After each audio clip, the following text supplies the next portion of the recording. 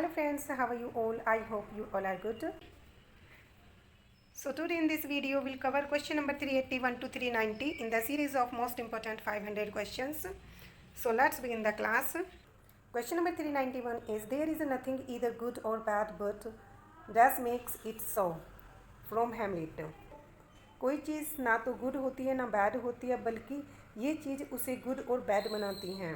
सो वो क्या है? टेलिंग, सेइंग, स्पीकिंग या थिंकिंग. इसका राइट आंसर क्या होगा? There is nothing either good or bad but thinking makes it so. And this line is spoken by prince Hamlet in Hamlet play in act second and scene second.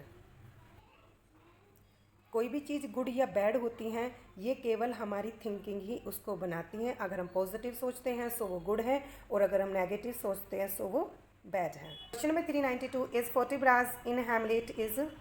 फोर्टिब्राज Hamlet में होता है Denmark का prince, Norway prince, Holland prince या पुर्तगाल prince. इसका right answer क्या होगा? अगर बात की जाए फोर्टिब्राज की so Fortinbras in Hamlet is the prince of Norway. Fortinbras के फादर को हैमलेट के फादर के द्वारा किल्ड किया जाता है और फोर्टिब्राज की विशेस होती हैं to attack Denmark to avenge his father's honour making him another foil for prince Hamlet. Question number 393 is who is Trinculo in the play Tempest. Trinculo Tempest play में क्या होता है? King's butler, king's jester, king's slave या king's son. इसका right answer क्या होगा? इसका right answer होगा king's jester. You know very well friends, Tempest play William Shakespeare के द्वारा राइट किया गया एक ड्रामेटिक रोमांस है.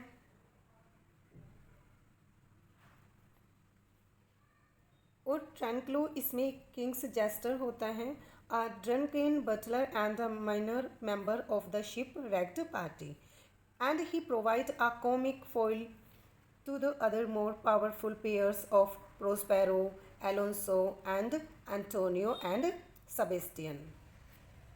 Question number 394 is who says good worms have born bad sons. ये कौन कहता है कि गुड वर्म्स से बैड सन का बोन हुआ? प्रोस्पेरो, कैलिबर्न, फर्डिनेंड या मिरेंडा. इसका राइट आंसर क्या होगा? इसका राइट आंसर होगा मिरिंडा. मिरिंडा प्रोस्पेरो की डॉटर होती हैं in the play Tempest and she is the heroine of the play and she says good worms have borne bad sons and the Tempest is a dramatic romance by William Shakespeare.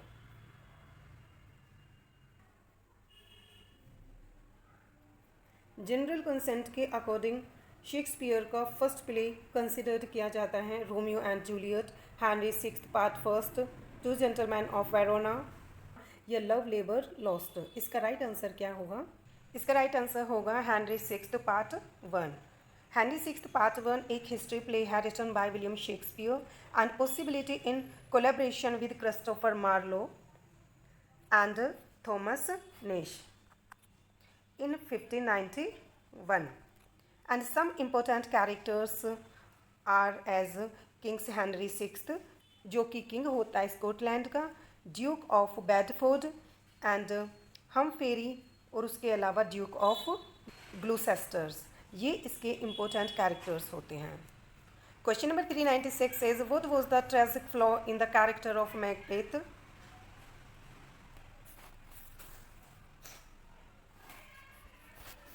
Macbeth character में tragic flaw क्या था?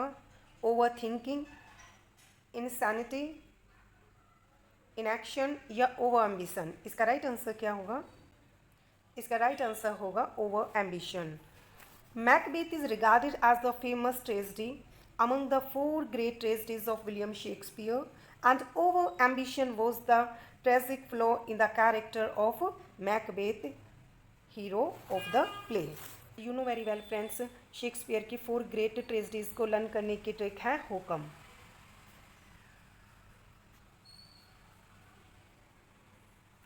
H4 Hamlet, O for Othello, K for King Lear, and M for Macbeth. Hamlet in 1602, Othello 1604,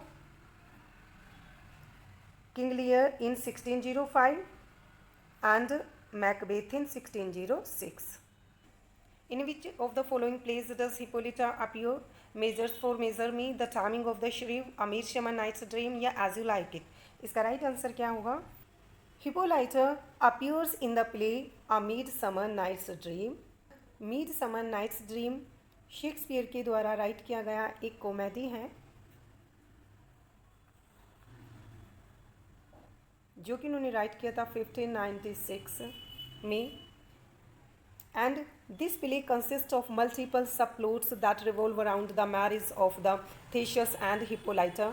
Theseus, Duke of Athens होता है, has conveyed Hippolyta the Amazon queen and is about to wed her.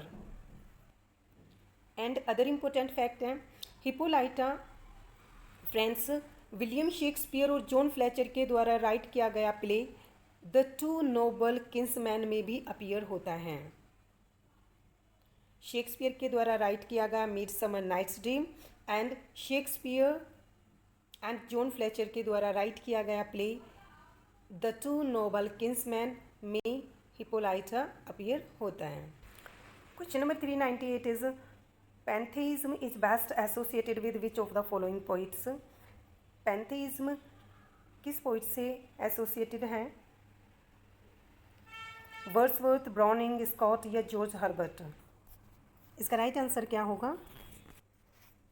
पैंथेइज्म की अगर बात की जाए, पैंथेइज्म refer करता है ऐसे बिलीफ को कि गॉड नेचुरल थिंग्स में एग्जिस्ट होते हैं. सो ऐसे कौन से पोइट हैं जो नेचर को मेन मानते हैं और नेचर के जितने भी ऑब्जेक्ट्स हैं उन सभी में गॉड को एग्जिस्ट मानते हैं? You know very well friends, Wordsworth ही ऐसे पोइट्स हैं जो कि ऑल नेचुरल थिंग्स में गॉड को एग्जिस्ट मानते हैं और इसलिए ही इनको नेचर का वर्शिपर कहा जाता है.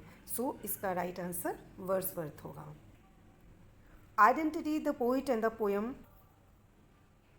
Our birth is but a sleep and a forgetting. The soul that rises with us, our life's star, hath and elsewhere its setting. ये लाइन्स किस पोइट के द्वारा किस पोएम में कही गई हैं?